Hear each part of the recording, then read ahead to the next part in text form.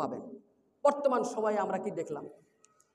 সুস্পষ্টতই বলতে হয় ইসকন নামক এক সংগঠন, যারা মূলধারার হিন্দুদের থেকে ভিন্ন। মূলধারার যে হিন্দুরা আছে, সনাতন ভাইয়েরা যারা আছেন, তারা নিজেরাই বিবৃতি দিচ্ছেন, আগেও দিয়েছেন, যে এদের সাথে এদের কি নাই, কোনো যোগ সাজস নাই, বা এরা ভিন্ন। কেন ভিন্ন? আমরা সনাতন ধর্মকে সনাতন কেন বলি? যে ভারতবর্ষের অনেক 5000 বছরের পুরাতন একটা ধর্ম, আর্যদের ধর্ম এটা, এটা সংস্কৃত ধর্ম এটা। কিন্তু দেখেন ইসকন এর অর্থ কি? ইন্টারন্যাশনাল সোসাইটি ফর কৃষ্ণ কনসেনসেশন, অর্থাৎ আন্তর্জাতিক কৃষ্ণ ভাবনামৃত সংঘ। মূলত এটি গৌড়ীয় বৈষ্ণব মতবাদের অনুসারী হিন্দু ধর্মীয় একটি সংগঠন। 1966 সালে নিউ ইয়র্কে এটি আত্মপ্রকাশ করে। আমরা জানি যে মোটামুটি হিন্দুদের তীর্থস্থান বা হিন্দুদের বসবাস হলো ভারত মহাদেশে, যার কারণে এটাকে বলা হয় হিন্দ। যদিও হিন্দু থেকে আসে নাই, হিন্দ আসতে হলো সিন্ধ থেকে।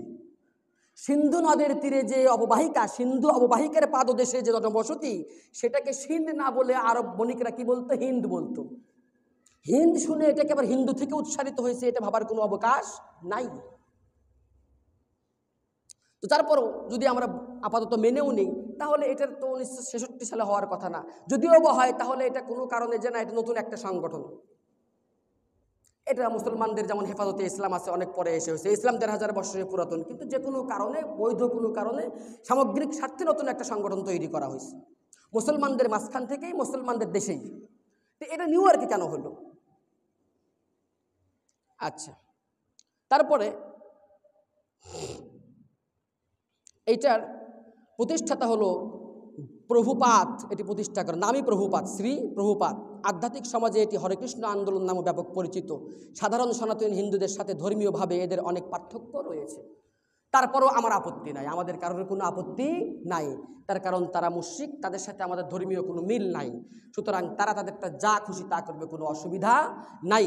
কিন্তু যখন তাদের ধর্মীয় তৎপরতাটা অপতৎপরতায় পর্যবসিত হয়, তখন কিছু কথা বলার সুযোগ চলে আসে। তাদের মূল মৌলিক চেতনা হলো হিন্দুত্ববাদকে কায়েম করা এবং অখণ্ড ভারত প্রতিষ্ঠা করা। ক্লিয়ার কথা। আজকের দিনে যদি এই কনসেপ্টগুলো ক্লিয়ার না হয়, তাহলে আগামীর দিনে মুসিবত সত্যাসন্ন। সে রাজনীতিবিদ যারা আছেন তাদেরও বোঝা জরুরি। সাধারণ মুসলিম বলে, হুজুর আমি তো সাধারণ আম পাবলিক, আমার কি? আপনারও বুঝতে হবে এটা। তার কারণ হাদিসের ভিতরে আসছে, মুসলমান কখনো অসচেতন হতে পারে না। এটা মুসলিমের কোনো সুযোগ নাই। প্রতিটি মুসলিম সচেতন হবে। ইসলাম সম্পর্কে সচেতন হওয়া মানেই তার চারপাশের বিষয় সম্পর্কে সে সচেতন হবে, কারণ কোরআনে এটা বলছে। আজকে একটা এক্সাম্পল দিই আপনাদেরকে। ধরেন হেফাজতে ইসলামের কোনো একজন কাউকে কি করা হয়েছে, কোনো একটা কারণে আটক করা হয়েছে। পুলিশ সেটাকে আদালতে নিয়ে যাচ্ছে। সেখানে হেফাজতে ইসলামের টুপিওয়ালা, দাড়িওয়ালা, পাঞ্জাবিওয়ালা, জুব্বাওয়ালারা ওখানে গেছে, মারামারি করছে। এই মর্মে কোনো একজন আইনজীবী নিহত হয়েছে। তাহলে আজকে সুশীল সমাজের দৃষ্টিভঙ্গি, মন্তব্য, প্রথম আলো এবং ডেইলি স্টারের পত্রিকার কলাম লেখার অবস্থাটা কি হইতো? Just imagine.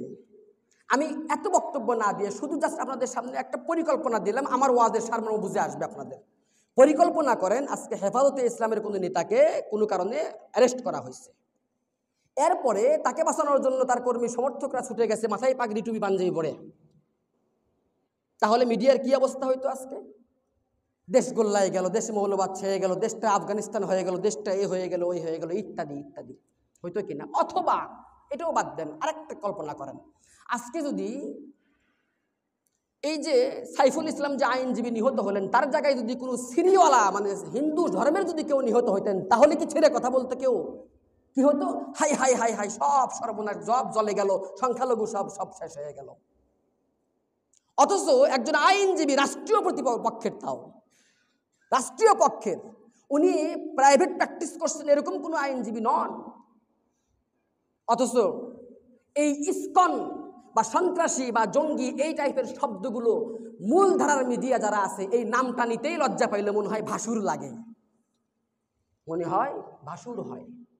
আজকে যদি এটা উল্টাটা হইতো, তাহলে এই রিপোর্টগুলো কেমন হইতো? এই ডেইলি স্টার, প্রথম আলো, এগুলো মূলত এরা সবাই একই সুতোয় গাঁথা ভাইজান। ইসকন বলেন, প্রথম আলো বলেন, ডেইলি স্টার বলেন, এদেশের সুশীল সমাজ বলেন, সাংস্কৃতিক অঙ্গন বলেন, তারা সবাই ওপারের ন্যারেটিভ দৃষ্টিভঙ্গিকে এপারে ইস্টাবলিশ করতে চায়, কালচারাল জমিদারি, সাংস্কৃতিক ঠিকাদারিকে টিকায় রাখতে চায়। এখানে আমরা বলি 24-এর আগের ফ্যাসিস্টকে আমরা পতন ঘটাইছি। ভাই, ফ্যাসিস্ট কোনো দল এখানে হতে পারবে না যদি তারা না বানায়। আগামীর স্বার্থে হয়তোবা তারা আসবে না, যারাই যাবে আগামীর তাদের স্বার্থে তারা নতুন করে ফ্যাসিস্ট বানায় নেবে। এখানে ফ্যাক্ট অমুক দল অমুক ব্যক্তি এরকম ফ্যাক্ট না। এটা যেই দল যেই ব্যক্তি যাবে সেই দল সেই ব্যক্তিকে যদি তারা তাদের আদর্শকে ঠিক করতে না পারে, যে এই 95% বা 92% অথবা 96% মুসলমানের এদেশে, ইসলামের এই ভূখণ্ডে এখানে কোন আদর্শের ভিত্তিতে দেশ পরিচালনা হবে, রাষ্ট্র পরিচালনা হবে, এদেশের আপামর জনসাধারণের মনের ভাবটাকে বা সাধারণ আওয়ামুন নাস, সাধারণ জনগণের পালস যদি মাপতে না পারে, তাহলে এই ক্যাসাল আগামী 100 বছরও মিটবে না, ফ্যাসিস্ট নির্মূল হবে না। আমরা সেটা দেখতে পাচ্ছি। ভবিষ্যৎ নেতা যারা হবেন তাদের মুখের বক্তব্যগুলো আমরা শুনছি, তারা সেদিকেই কথা বলতেছেন, যেন ওদের ঠেলা না দিলে, হেইয় না পাইলে ক্ষমতার চেয়ারে বসা যাবে না। ভাই, আল্লাহ বলতেছেন লাতাজিদান্না আশাদ্দান নাস আদাওয়াতাল লিল্লাযিনা আমানু আল ইয়াহুদ ওয়াল্লাযিনা আশরাকু। ক্লিয়ার কথা। আজকে আমাদের দেশের আভ্যন্তরীণ ব্যাপার হতেই পারে, অপরাধী সে মুসলমান হোক, সে হুজুর হোক, অপরাধ করতে পারে না? ধর্মীয় নেতা অপরাধ করতে পারে না? করছে।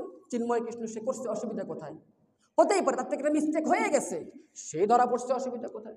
ওপার থেকে এত বড় বড় লেকচার আসতেছে, অথচ এপার থেকে কোনো ধরনের শক্ত মজবুত কোনো ন্যারেটিভ বা কোনো বক্তব্য নাই। কেন? এটা আমার দেশের ম্যাটার, এটা আমার অভ্যন্তরীণ ব্যাপারে তুমি বা তোমরা নাক গলাবের কে? ব্যাস, কথা শেষ। ভাই, এই বিষয়গুলো না বুঝলে বাংলাদেশের রাজনীতি বোঝা যাবে না। এই জিনিসগুলো না বুঝলে বাংলাদেশের ইসলাম কোন অবস্থায় আছে এটা বোঝা যাবে না। সংখ্যায় মেজরিটি, কালচারাল মাইনরিটি, সংখ্যায় মেজরিটি, অধিকারে মাইনরিটি।